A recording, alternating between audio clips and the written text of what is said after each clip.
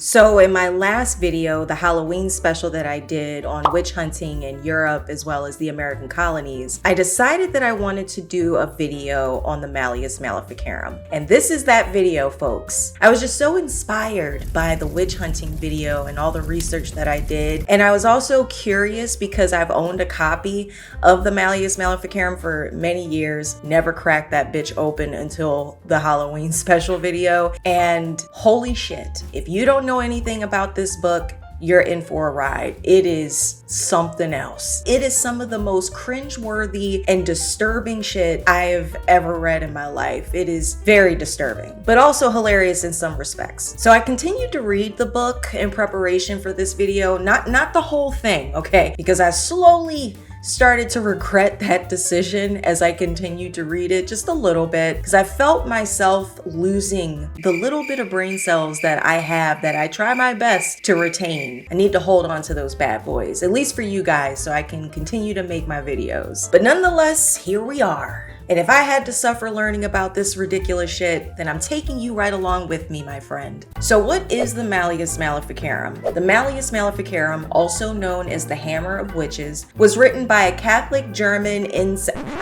clergyman named Heinrich Kramer in 1486. And then in 1519, a second author was added whose name was Jacob Sprenger. And this was literally 33 years after it was published. And Sprenger was a Dominican inquisitor and theologian. I'm not really sure why he was added, and I don't really know if he added anything, but I digress. The Malleus was a manual used to help people identify, hunt, persecute, and execute people accused of witchcraft. And this was during Europe's witch hunting craze. And forewarning, this book is super offensive to 21st century sensibilities. I mean, it is, it's something else. The content that I'm going to share from this book encompasses themes of misogyny, torture, and even infanticide. Oh, and just, general misinformation. The author, Kramer, he was a real shithead. You will quickly come to learn in this video that Kramer was a misogynist, he was a charlatan, and above all else, he was super sexually repressed. I cannot stress that enough. I imagine that if Kramer were alive now with us during the 21st century,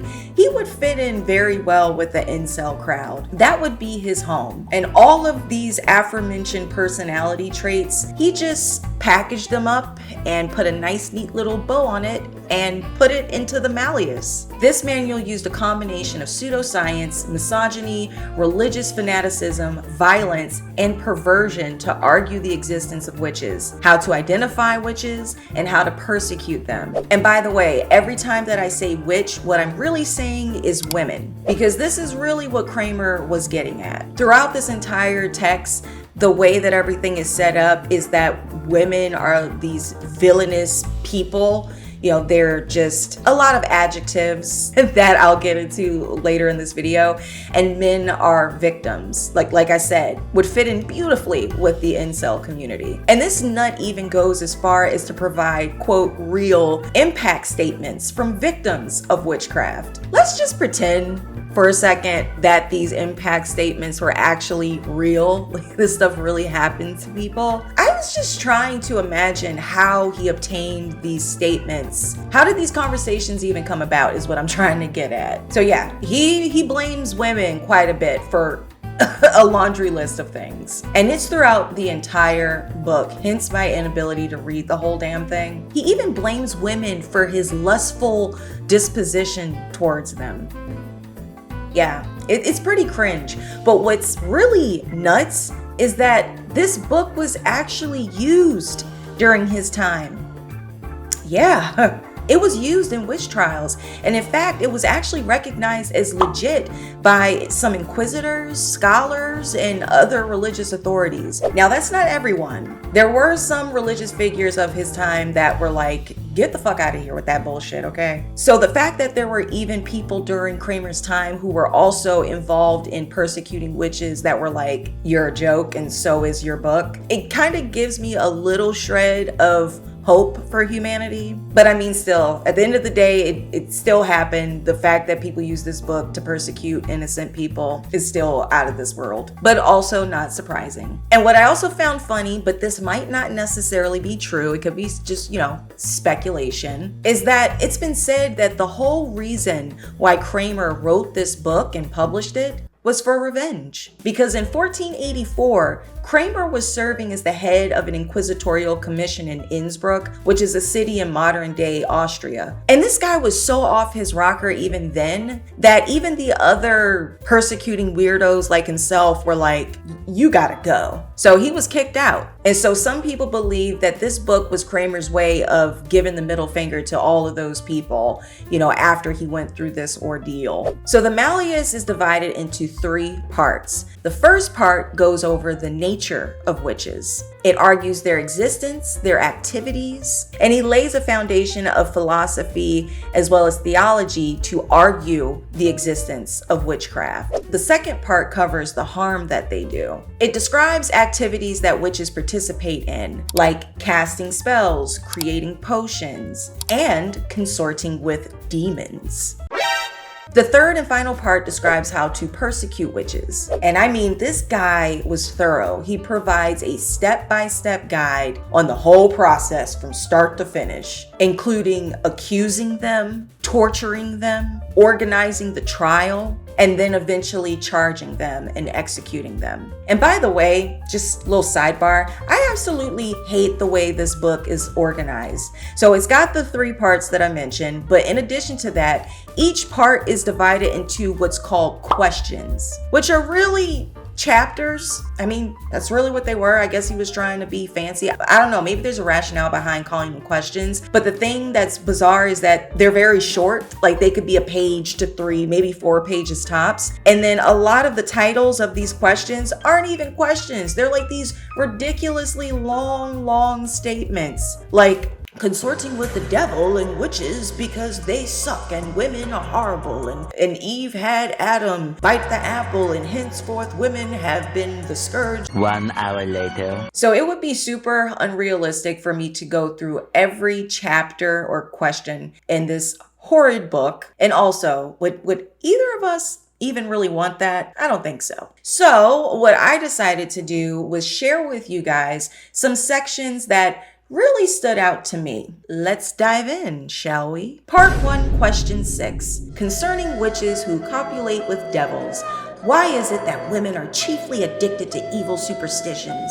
I warned you about these titles, okay? In this question, Kramer tells us the reasons why women are more susceptible than men to practicing witchcraft. And the reason for this is that women are intellectually and morally weak compared to their male counterparts. And he goes on to describe women as being envious and deceitful. And so this plays a role into how easy it is for them to fall prey to demons or the devils and witchcraft. And he just throws out a slew of Bible verses or scriptures to support his thesis and his mushmouth arguments.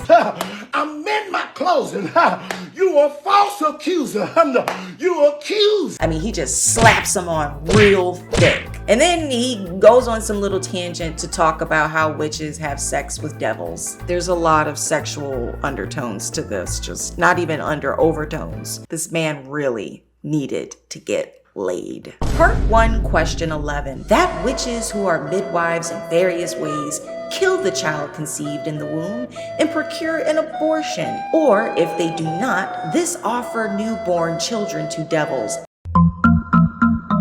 I feel like I had a stroke reading that. In this question, Kramer describes 4 acts of violence or crimes that devils commit against infants. And this is with the assistance of witches, of course. This is about to get real dark. So if you have any trauma associated with abortion, miscarrying, or losing a child in any capacity, you might want to skip ahead to the next chapter or question. So I'm going to throw a timestamp right up here. So feel free to slide on over to that timestamp if you want to skip this section. So these crimes against infants include preventing conception. If you have an IUD, you are consorting with the devil and you are a witch. Oh, and anyone who's using a condom out there, you are also consorting with the devil. That is not correct. Because according to the Encyclopedia of... The next crimes include miscarrying or attempting abortions. And if the witch is unsuccessful at attempting this abortion, then she devours the fetus. He goes on to provide documented instances of witches devouring infants. Again, this guy loves to provide his victim testimonies and statements. And then he also demonizes midwives in the process. I mean, he really hates midwives. He looks at them as like the root of all evil when it comes to children and them being harmed, or specifically infants. Oh, and by the way, while we're on the topic of, conception and all of that, per Kramer in his reality, if a man is unable to, do the deed, that is also witchcraft. And also, he says that the only way a man's virility can come into question is if the devil is sabotaging him. Erroneous on both counts. And that includes, of course, witchcraft. The other possible avenue, if the man's virility is, coming into question, is if the woman cannot conceive. So it is never anything to do with man. It's either the devil or witchcraft, which is really used interchangeably here, honestly, most of the time, or it is the fault of the woman. It's science. Actually, that's the problem. There is no science. Part 2, question 7. How, as it were, they deprive man of his virile member.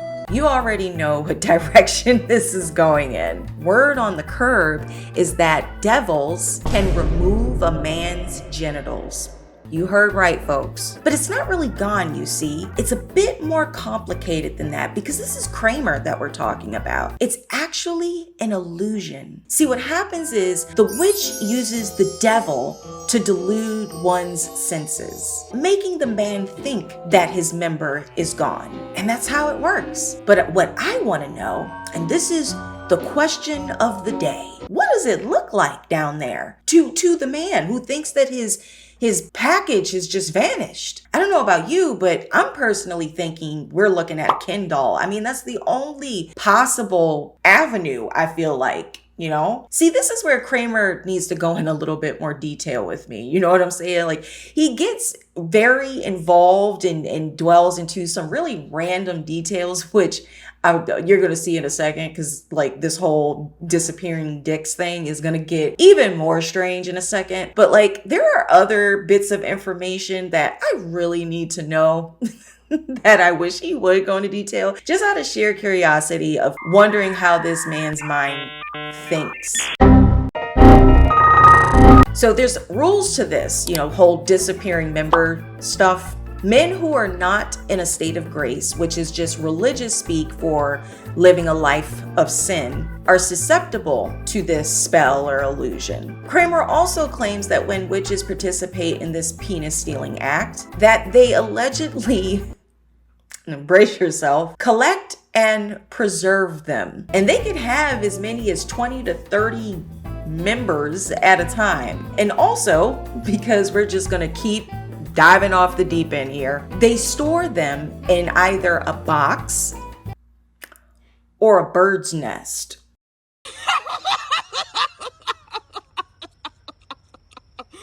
Y'all, I'm dead. And then he provides like additional bizarre details, like that they wriggle around in the bird's nest and the box. I don't know why we needed that detail. See what I mean about how this man goes into detail off the deep end about the most random of things. And then there's other things where I'm like, this would actually be more interesting to know, Kramer. I need to know this stuff. We need to know what to do if your dick is gone, and what is the man gonna look like when it disappears? How does he use the bathroom? Because it's actually there, right? He just thinks it's gone. So how does he use the bathroom? But no, he goes on to share that apparently these peni or penises, I don't know, eat they consume oats and corn.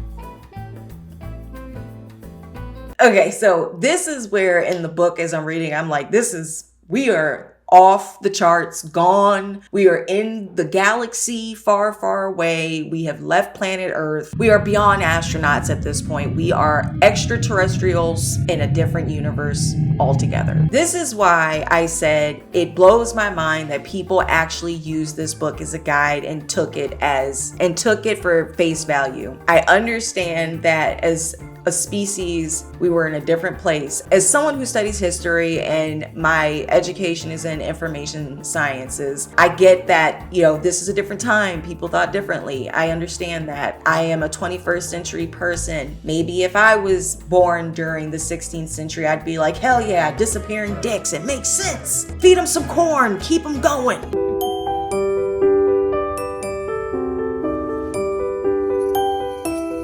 It still is just insane to me that there were people who believe this. I will never wrap my mind around that. I don't care. Like when people read this part of the book about the members eating corn and oats, where they just like, oh, that woman, she just went to the store and bought some corn and oats. Get her, find her dick box, post haste. It makes no sense. And what's also confusing to me is that this is an illusion, right? So how are they consuming oats and corn? Did they even think to question that? Well, that was 3 questions from the Malleus Maleficarum. Yeah. I mean, I don't really know what else to say after that as a conclusion. I feel like the book and the author, they speak for themselves. Super misogynistic, very incel-esque, if that's a word. Crazy, unfounded rhetoric and propaganda against women, and in a man who was clearly very obsessed with women's sexuality and very unstable. Need I say more? If you made it all the way to the end of this video, go you. Thank you. All right, so I'm gonna go take a hot shower because I feel like it is much needed, and erase the image of a bird's nest full of dicks eating corn and oats. So, bye.